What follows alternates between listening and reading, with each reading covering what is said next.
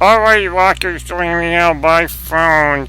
Someone who I've been lucky enough to have with me here inside the asylum just about a year ago, right after his band Miss May I released Rise of the Lion. He's back with me now by phone. Ryan Neff of Miss May I. How you doing, dude?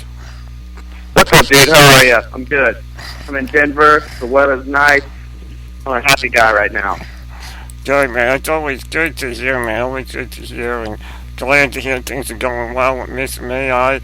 And you guys are out right now on the Frozen Flame tour, presented by Rockstar Energy Drink, along with August Burns Red. And before we touch base on that, I want to go back a little bit with you, because last we spoke, you guys were just ready to start going out in support of Rise of the Lion with Mayhem Festival, and I wanted to ask how Mayhem Festival was for you guys.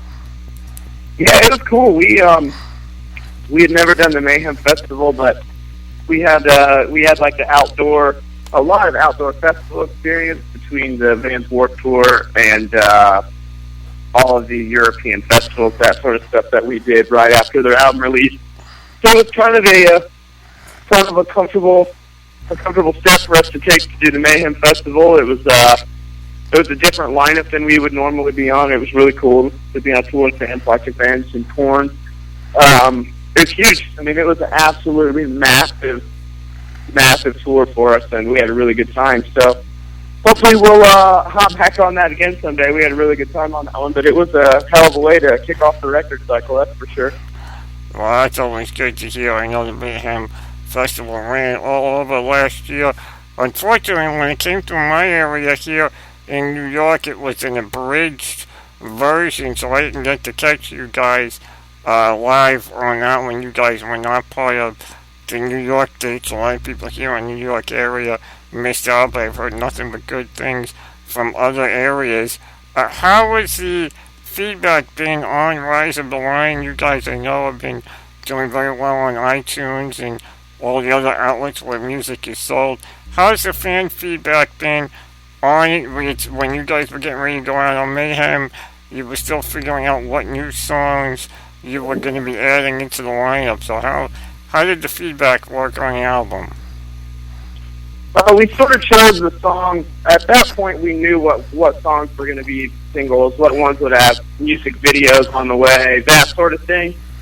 So it kind of made it a little easier to choose what particular songs we would play.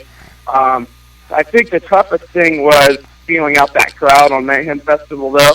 It was a pretty eclectic list of bands. You know, you had early 2000s super heavy acts like Mushroom Head on our stage, and you had extremely heavy bands like Cannibal Corpse and Suicide Silence playing above us. So we were trying really hard to find the right balance of songs to make sure that we could win over all those new people. And I think Rise of the Lion was our best record for choosing songs to win that fan base over. I don't know if our previous records would have been the right records to launch us in the Mayhem Festival, but Rise of the Lion had a lot of tracks on it that really hit home for those fans. And I think the record, a good part of that record success came from us being on that tour.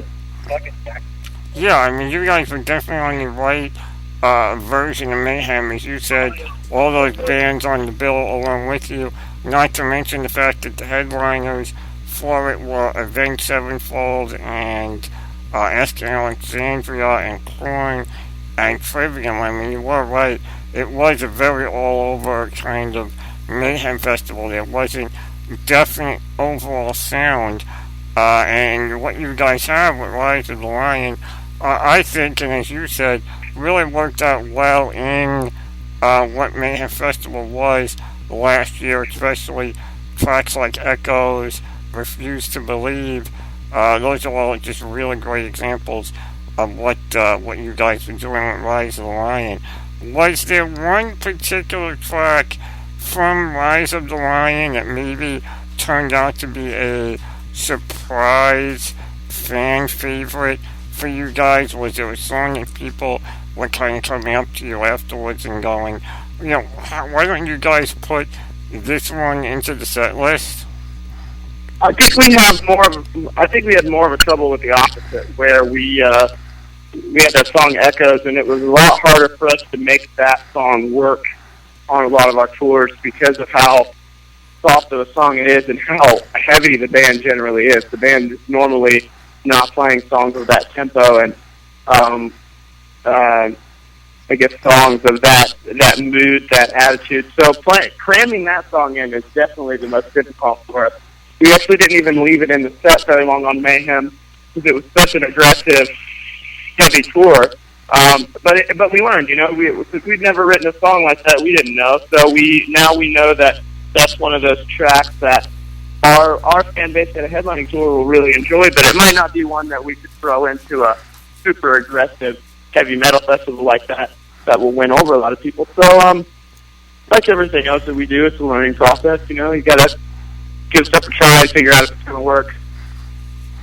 Yeah, absolutely. I mean, like you said, not everything works for every crowd. So, and also too, I mean, I don't know what type of set time you guys were limited to on. Yeah, that's a good point too. That was a very limited one. That was one of the 30-minute set times, and with 4 records, that really puts the pressure on you to choose the correct song.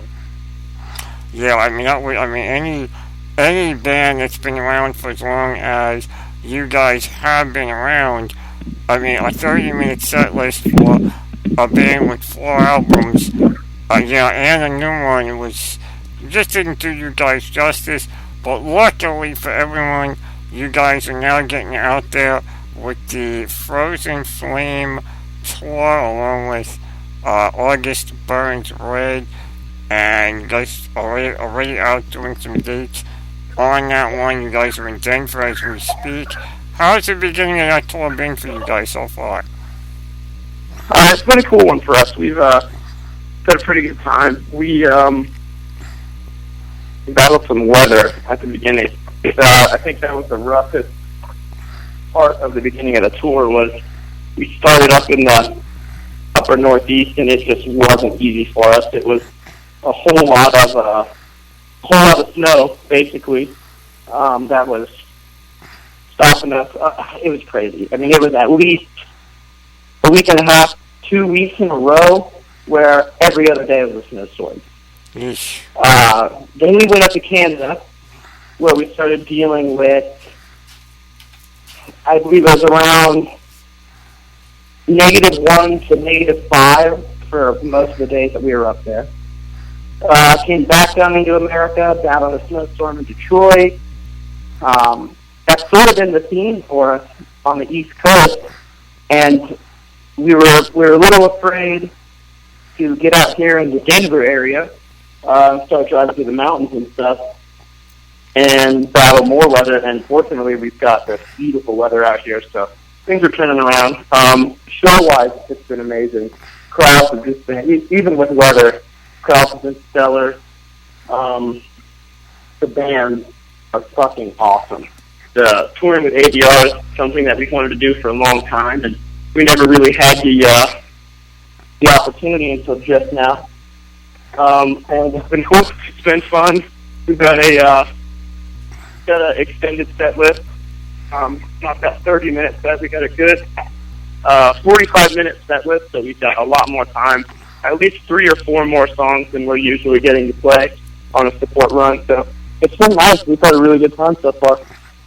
Very cool, man. Good to hear. Sorry, I hate hearing you guys had so much trouble with the weather. I mean, unfortunately for you guys with this tour, I'm looking at the tour dates now. You guys started around the end of January, and you did upstate New York and Boston and Canada, and I mean, you were right up in the worst part of the country when all those snowstorms really hit. I mean, kudos to you guys for for all of you guys, for you, Miss May I, and August Burns Red, and everyone else, for not only getting out there to do those shows and staying committed to them, as long as the venues were committed as well, and also to the fans that got out there. Were there, on the shows where the snow interfered, did you find those to be more intimate shows because maybe the turnout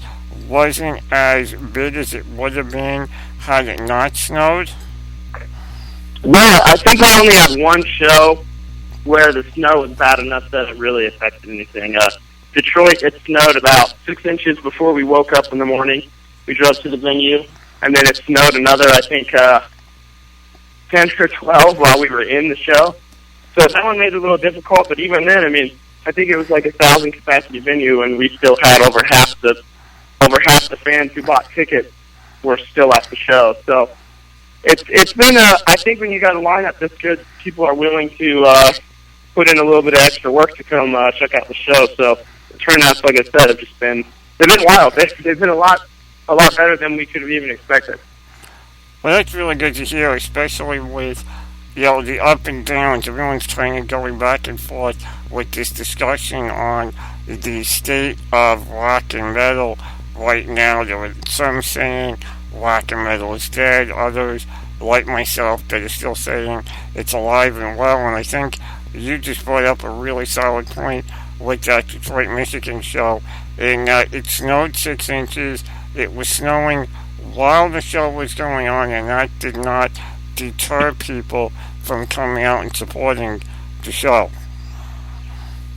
Yeah, and luckily, at this point in the tour, I think we're down to like a week left where we even have to worry about weather or anything like that. Because once we finish up our second leg of Canada, come back down into Washington, we'll be heading south, and we should be getting into the nice weather, which is good for us Ohio boys who during the winter expect nothing but snow, because that's pretty much all we get at home. Yeah, I know. I'm looking at these tour dates.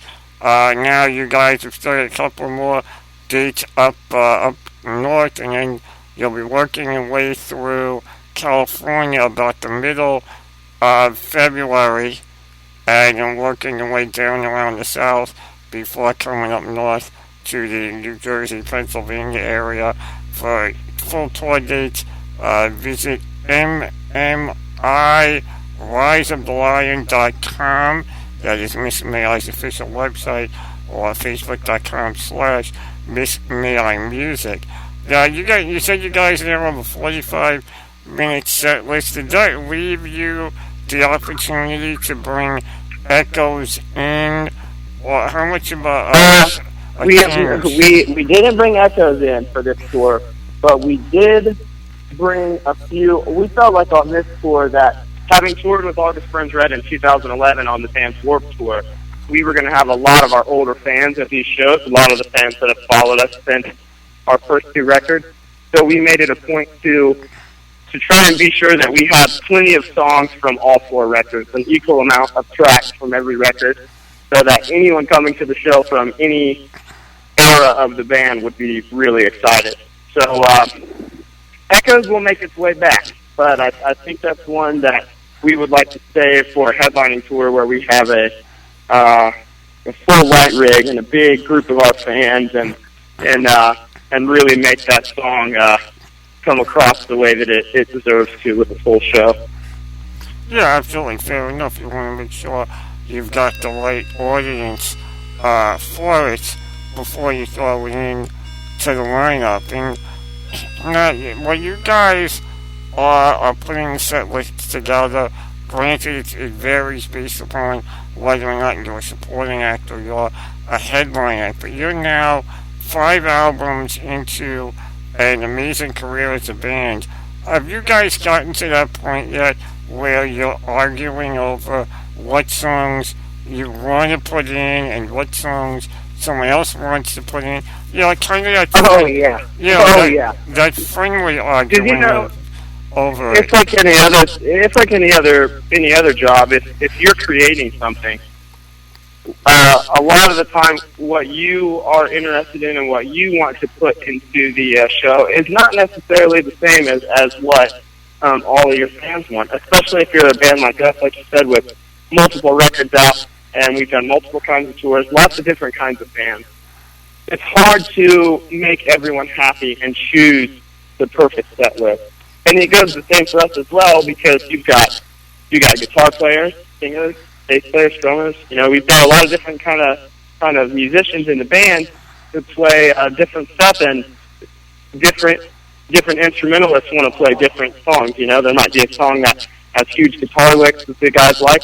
There might be a song that I feel like really shows off my skill singing, or Levi feels that shows off his skill level singing, and that's the kind of stuff that we try to make sure we don't focus on too much, because we know it's all about the people buying the tickets. It's all about what they want to hear, not what we want to play. So it's usually a pretty long discussion before tour to figure out what we're going to do, but it usually ends pretty nicely.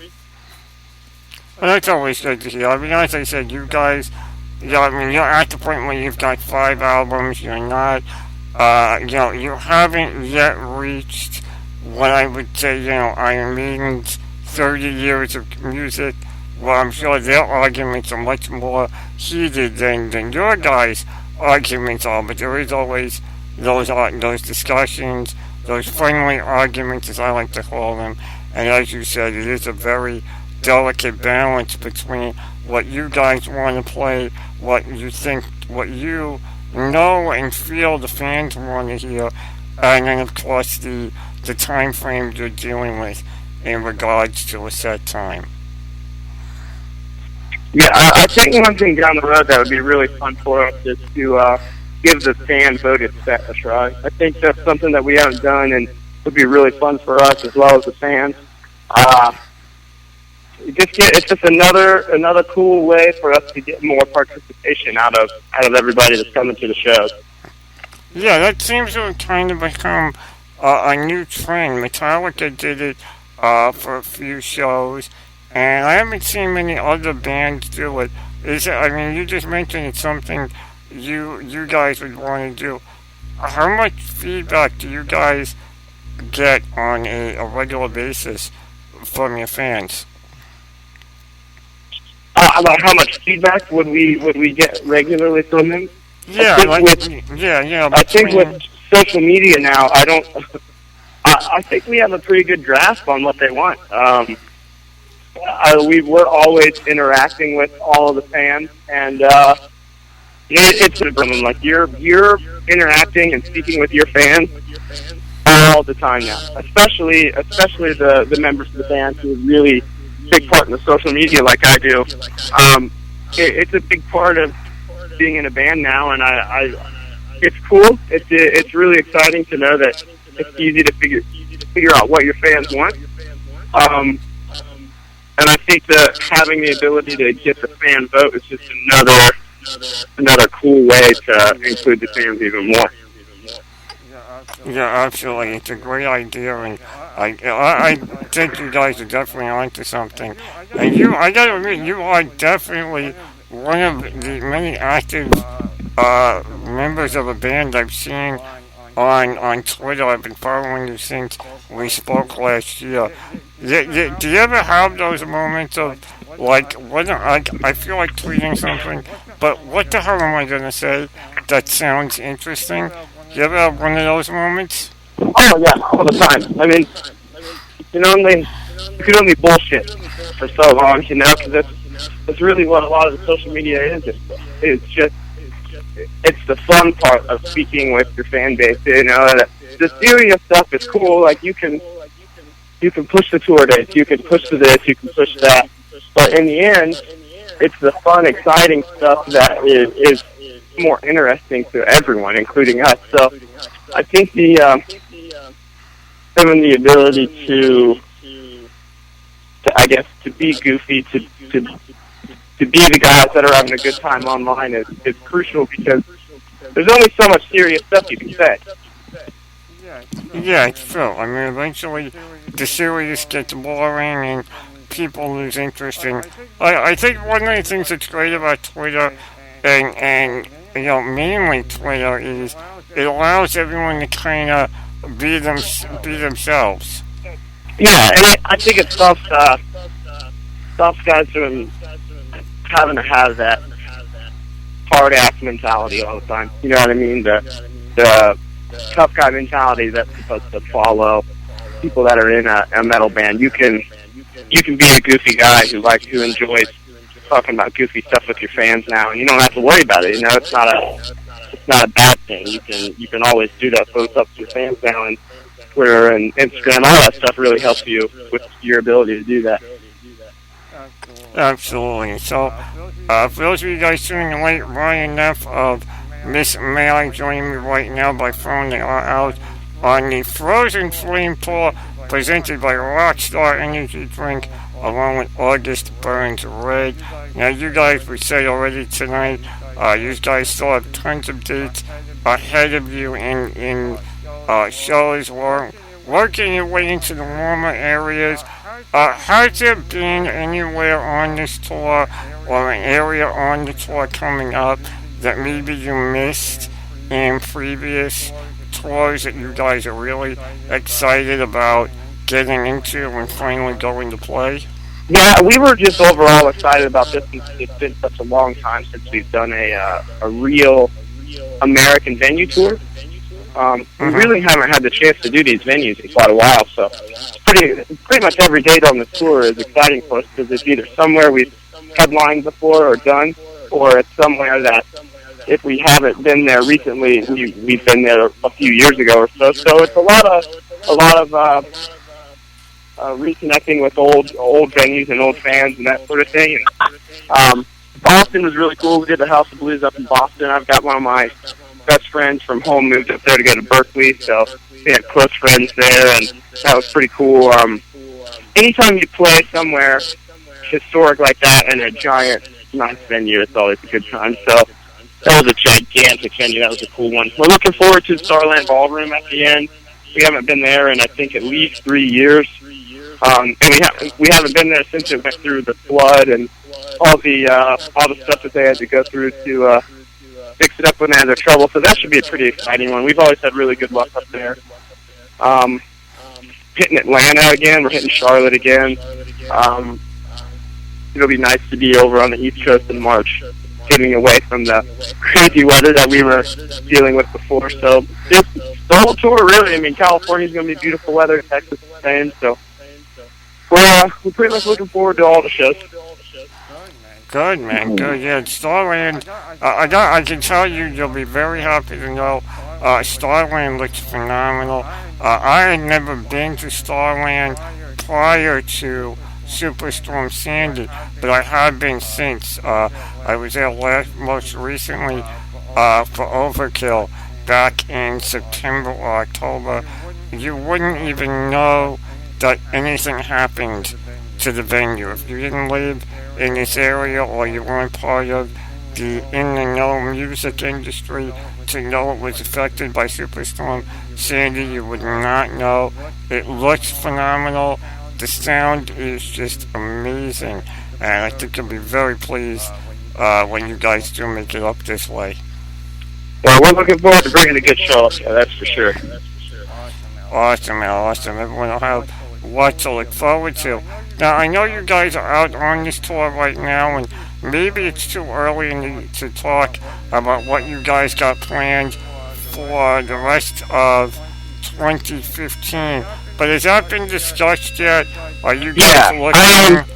I can't give the exact details, obviously, but our big plan is to stay on the road. We would like to be hitting the American and Canadian markets a lot more. We did a lot of overseas stuff on the last two records where we didn't spend a lot of time at home, so we're having a good time playing America again. Writing songs, working on that. Just trying to stay busy. We try to just continuously keep things rolling so that when the time is right, we're ready to spring into action and get things moving.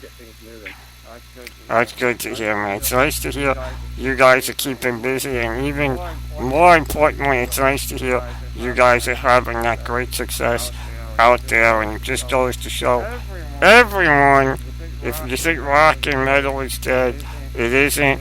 Miss Ryan and the guys of Miss May I are proof positive to it. Yeah, come to the Frozen Flame Tour. We'll prove that theory. We'll prove that theory that metal is dead wrong. That's for sure.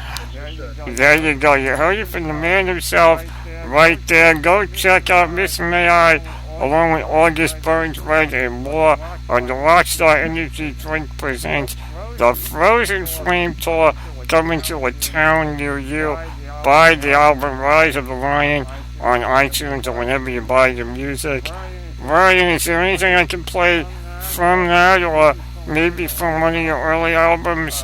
As always. I'd love everybody to jam here with No Name. We released a really cool music video for that, dedicated to a lot of our great fans who are in the American military, and we got a blast playing at this tour. So I hope you guys all enjoy that. Alrighty, you got it. Hero with No Name right now inside the Asylum. Ryan, thank you for taking the time out to join me. Rockers, stay tuned. More to come right now. Rise of the Lion. Hero with No Name.